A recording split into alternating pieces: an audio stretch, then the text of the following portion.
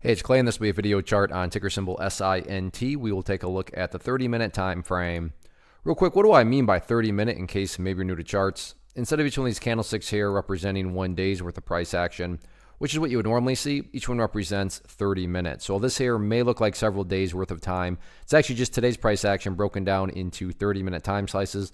I like to this time frame, and does a good job of telling the quote-unquote story of the price, and then makes mapping out where levels of support and resistance a bit easier to see.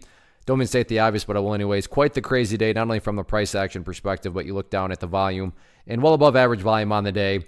And overall, I'm not going to quite call this a pump and dump, but things are looking pretty shaky right now.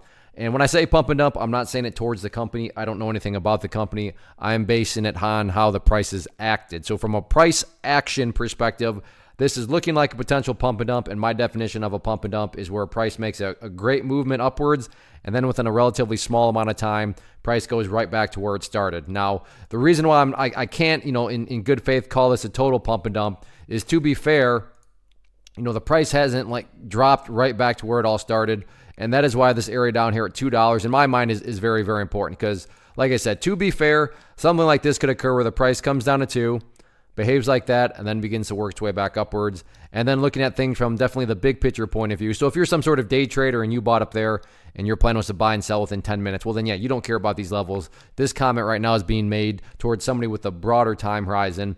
But if the price, like I said, comes down there, behaves in that manner, and then bounces off to, well, that would give you a set of lows there. You'd have a previous set of lows right there. And if you envision each of those as stair steps, well, hey, at least at that point, you still do technically have progress being made in the upwards direction. Whereas on the flip side of things, if the price comes down to 2 and then just continues on down, at that point, what would you have? Well, you would literally have a price right back inside of that range that it just broke out from. And not to insult your intelligence, but price movements that go back to where they were, not exactly a sign of true power, true strength, or anything like that. So from that point of view, $2 is basically acting as a dictionary in some senses, meaning is the price quote unquote making progress, that being associated with bullishness, or is the price quote unquote going back, that associated with bearishness. So let's see if the price can hold above $2 or not. But if it doesn't, then yeah, at that point, that's literally saying that the price has gone right back to where it started, which would put it at pump and dump status. So we'll see how this one closes out the week on Friday.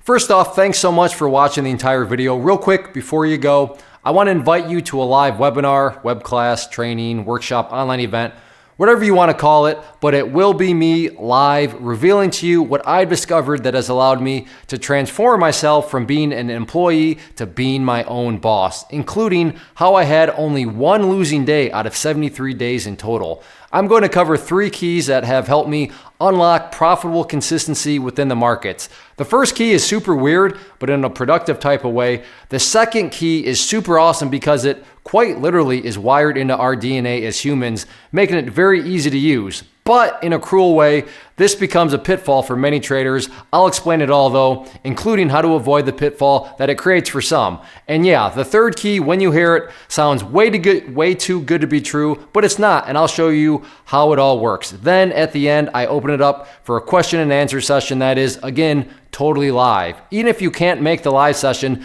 please still sign up as it will be recorded, and you can go back and watch the replay that I will send you. Click the image on the screen or click the link down in the description box so you can get the date and time and claim your spot, which I should note is limited due to the fact that this truly is a live event. If you have any questions, let me know. If not, I'll be seeing you soon.